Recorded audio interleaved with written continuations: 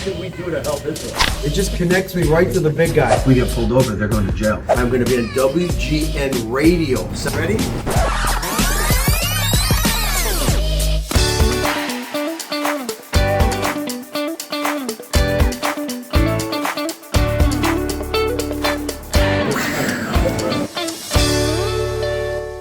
Joey's food fight.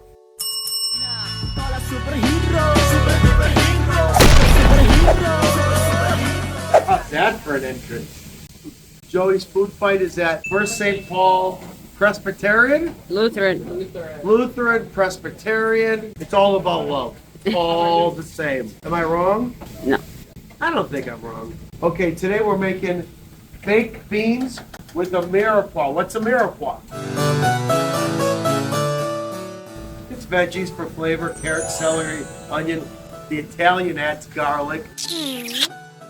I also added some basil and oregano. I also put some jalapenos in there. And then for for the sugar, we use purple maple syrup.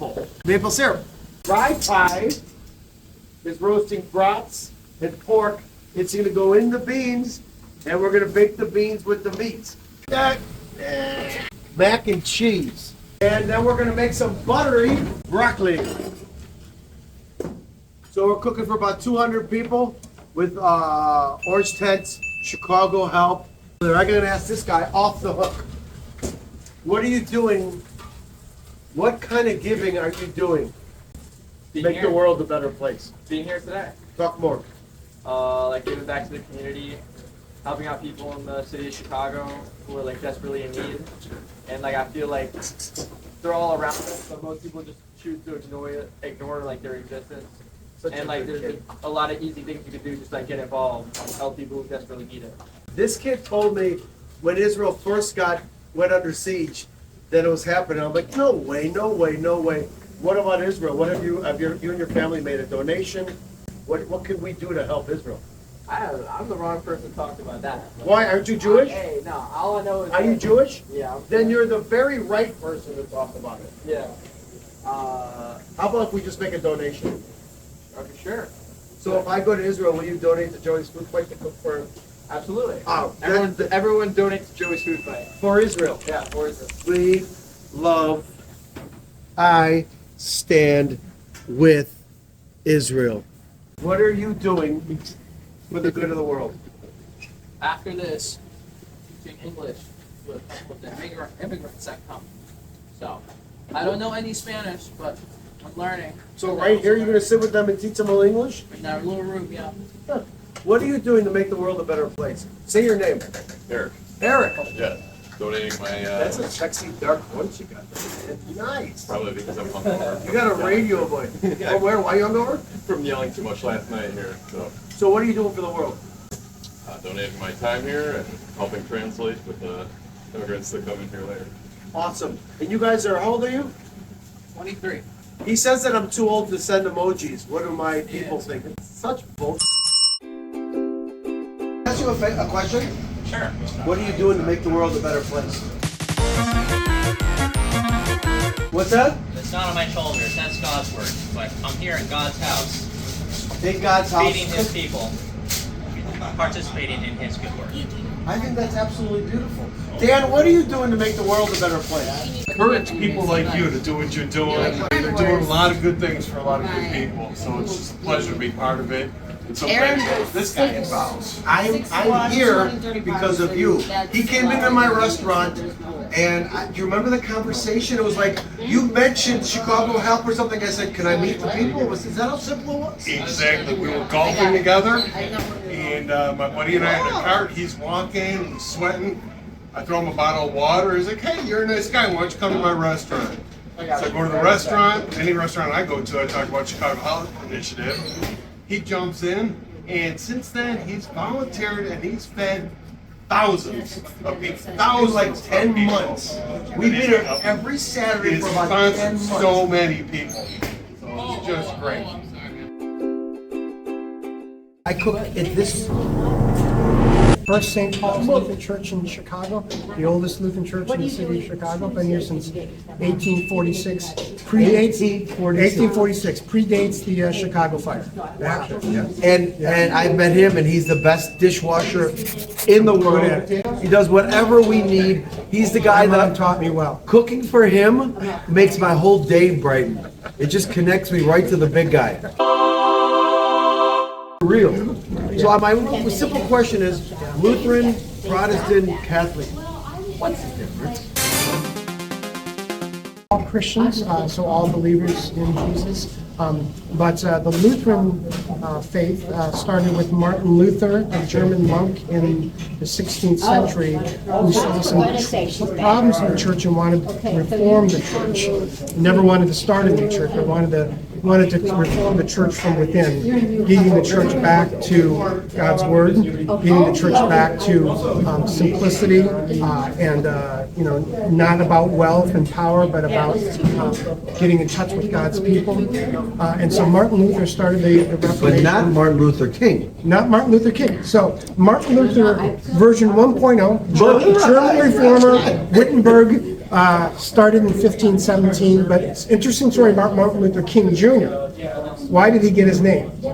His dad, Martin Luther King Sr., they used to not be called Martin Luther. His dad went to Germany and heard the story about the German reformer Martin Luther and was so inspired about this story that he named himself Martin Luther and named his son Martin after the German reform. And you, unlike the Catholic Church, you can get married and have kids. I have a family, I can get married, so we don't have a celibacy for priests.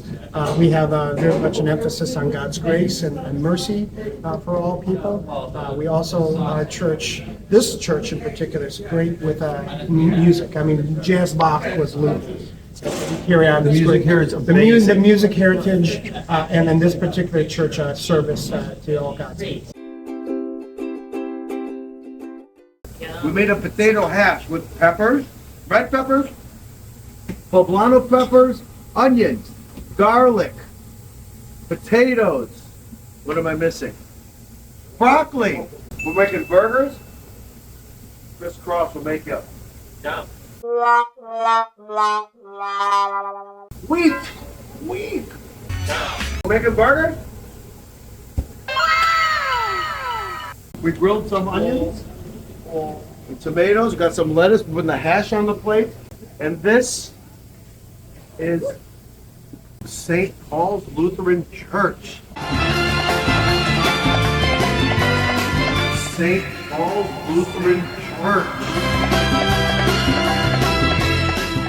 Lutheran. We're cooking for all these local folks. We're also cooking for migrants that have been dumped in this country. And anybody that the church and the powerful nuns. I have a question. Could you be a nun if you're a Lutheran? We have it's called a deaconess. A deaconess. It's like a female servant of the church. She can get married and she assists the pastor. Is she single? She can be single or married. Is she single? I'm single. Hook us up. Can you hook up, brother? Hey, so what do you think about me interviewing her sometime? Is that at all possible? Well, we don't have one here, but we have some in the area. So maybe you can interview a deaconess, yeah. And if the deaconess happens to be 38 to 42 and Yeah. single and looking to mingle. Okay. All right, we're working it. All right, God's work, and Joey's Food Fighting, Catholic Charities, Chicago Help Initiative, OrangeTents.org, making the world a better place. Okay, I'm making orzo with broccoli, and I'm gonna try not to burn myself. Check that out. Now don't do what I did. You see that at the bottom? I burned it a little bit because the pot didn't get hot enough. It's okay, I'll still scrape later. Orzo pasta.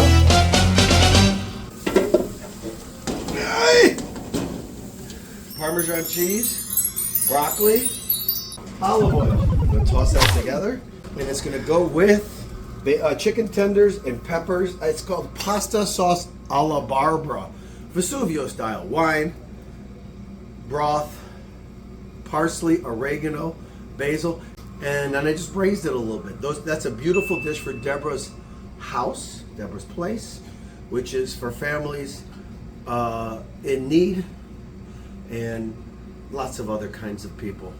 Some of the people which have been recently talking to themselves and made us a little worried, but I think we're safe adjacent.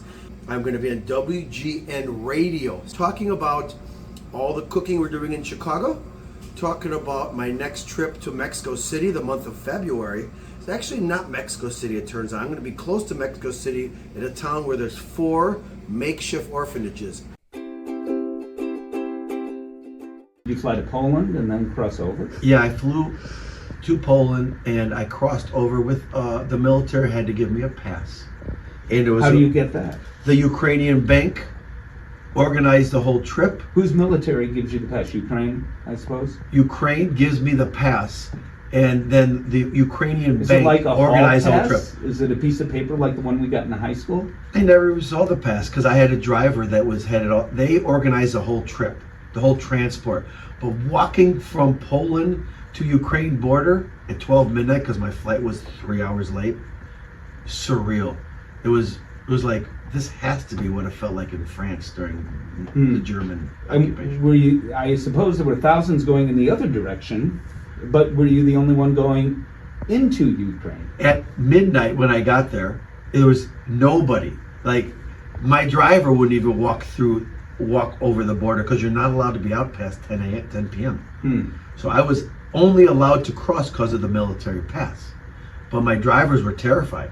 When I got to the Ukrainian border, the drivers that picked me up, they're like, if we get pulled over, they're going to jail. I'm like, so I just put people in harm's way. Hey, Joey's Food Fight. We're cooking for $2.50 today. Local, underfed, migrants from all over the area. $2.50 plus whatever's left over. We'll go to orangetentprojects.org. So I'm making, and this was donated by Project 229 and Max's Deli. We are making gyros. Come on in. This is ravioli, 4-cheese ravioli. We got some Parmesan cheese. I made a tomato cream sauce. Garlic, onion, wine, tomatoes, oregano, chili flakes. You got a little Parmesan cheese. Ready? And some Parmesan cheese. Hi, Tom. What do you do? What do you do in general? What do you do to make the world a better place? I come here and work with you. I love you too. Dave is just a general rock star and a shy, awesome dude. Did I miss anything? No, I don't think so. The rock star is fine. Check this out. Tzatziki sauce, plain yogurt, spice, and I use a ranch seasoning and cucumbers. And you get this.